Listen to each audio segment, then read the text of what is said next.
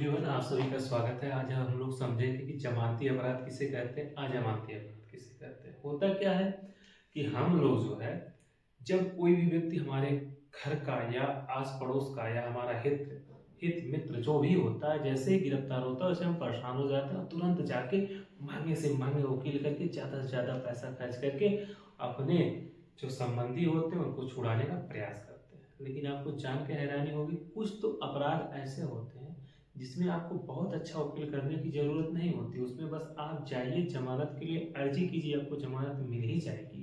फिर भी आप उसमें क्या करते हो, बहुत ज़्यादा पैसा खर्च कर देते हो, बहुत अच्छा वकील कर देते हो।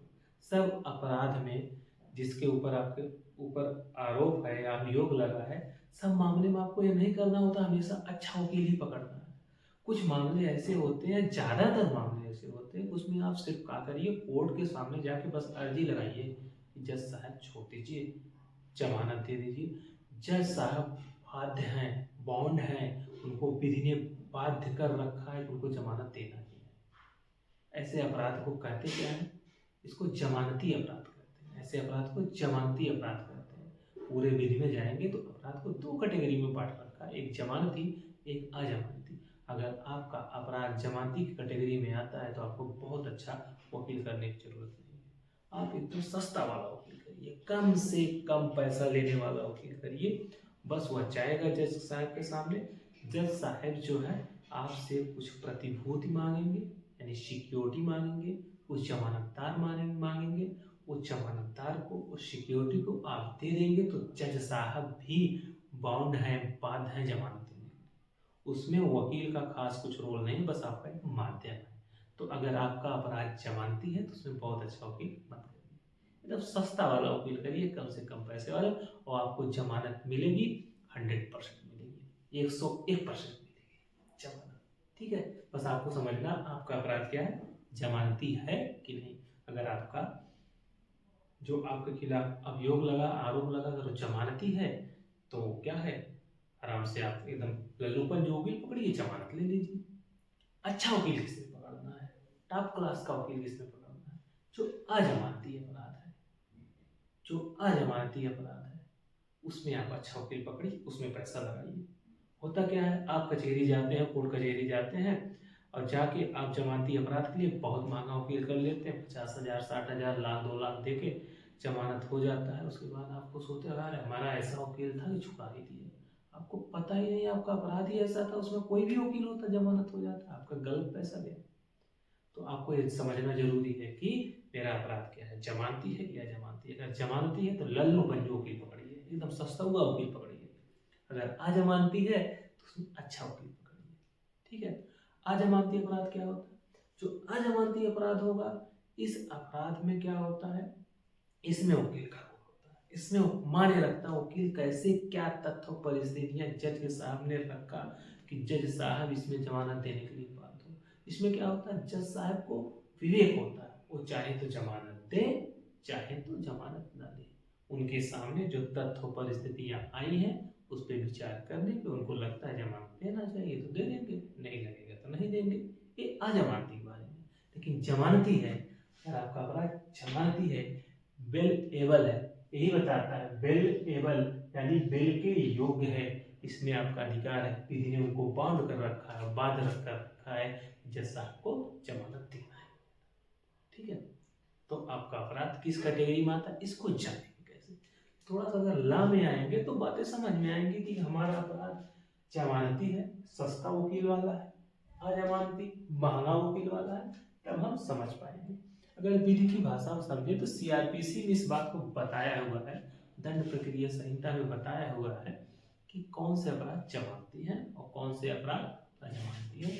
इसको बताया गया सेक्शन 2A है, 2A है किसका, सीआरपीसी का 2A है। उसमें बताया गया है कि जमानती अपराध किसे कहेंगे, सस्ता वकील वाला अपराध किसे कहेंगे, यानी ऐसा अपराध कौन सा है जिसमें हम जाएं और कोर्ट के सामने अर्जी करें और जमानत देने के लिए कोर्ट बात है। तो ये अपराध ऐसा होता है, ये अपराध जो प्रथम अनुसूची में दिखाया गया है। अब प्रथम अनुसूची क्या है, दिमाग में आ रहा है। देखिए, जो हमारा सीआरपीसी है, सीआरपीसी में जहाँ पर पूरे सेक्शन खत्म होते हैं, जहाँ पर प्रक्रिया पूरा बता के खत्म होती है, लास्ट में एक सूची बना रखा है। उस सूची में बताया है, देखिए आईपीसी का एक चोरी है तो जमानती है, हत्या है अजमानती है, लूट है अजमानती है, ऐसे ऐसे करके वो एक सूची बना रखा है। फला अपराध आईपीसी का जमानती है, ये अपराध अजमानती है, ये अपराध जमानती है, ऐसे बना रखा है। उसको आप देख लेंगे, देख के ही पता चल जाएगा कि आपका अपराध जो आपके ऊपर अभियोग लगा है जमानती है या अजमानती है। तो कह रहा भैया जमानती हुई है जो सीआरपीसी की प्रथम अनुसूची में, यानी जो हमने सूची एक बना रखी है, उस सूची में जिसे भी जमानती दिखा दिया गया है, आईपीसी के जिस भी अपराध को जमानती हमने दिखा दिया, वो क्या है, जमानती है। जिसको हमने वहां जमानती लिखा है वो जमानती है। उसके अलावा एक चीज ये भी सोचा गया, देखिए सीआरपीसी 1973 में बनी है, जब 73 में बना तो सोचा गया भाई अभी आईपीसी लागू है, या फिर जो भी विधि है उस समय समानता आईपीसी मेन विधि थी, अभी है मेन विधि, ऐसी बात नहीं है, तो ठीक है वो तो हो गया। उसके अलावा सोचा गया कि भाई जो आईपीसी, इसके अलावा भी तो अपराध हैं, या फिर आने वाले समय में अपराध बनेंगे, बनाया जाएगा, तो उसको कैसे समझा जाए जमानती है कि नहीं। तो इसलिए लिखा गया कि भाई जो प्रथम अनुसूची में जिसको हमने दिखाया है वो तो जमानती है। प्रथम अनुसूची में हमने किसको दिखाया है, आईपीसी को दिखाया।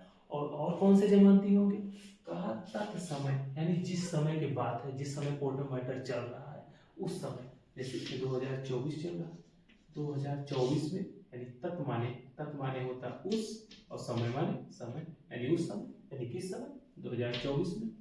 प्रवृत्त भी, यानी प्रवृत्त माने लागू, उस समय लागू भी। इस समय जैसे क्या है, बहुत से कानून लागू है, जैसे आप जानते हैं कि अगर कोई मनी का गबन करता है उसके लिए विमल्य लगता है, धन शोधन निवारण लगता है। उसके अलावा आप कोई ड्रग्स का यूज करते हैं उसके लिए ड्रग्स का एक्ट लगता है। यदि कोई व्यक्ति किसी को जाति सूचक शब्द बोलता है उसके लिए SC/ST एक्ट लगता है। तो SC/ST एक्ट लेते हैं तत्समय, यानी जिस समय की बात, इस समय क्या SC और ST एक्ट लागू है, तत्समय प्रवृत्त अन्य विधि द्वारा, मान लीजिए SC/ST एक्ट द्वारा उसे क्या बना दिया गया, जमानती बना दिया गया, वो भी जमानती हो गया। यानी जो हमने सीआरपीसी में जिसको दिखाया है जमानती के रूप में वो तो है ही, उसके अलावा अन्य विधि, जो भी विधि है जिस समय अपराध किया गया उस समय उस विधि के हिसाब से उसमें जो भी लिखा गया, अगर जमानती लिखा गया है तो जमानती है। SC/ST एक्ट में जो अपराध को जमानती लिखा गया वो जमानती है।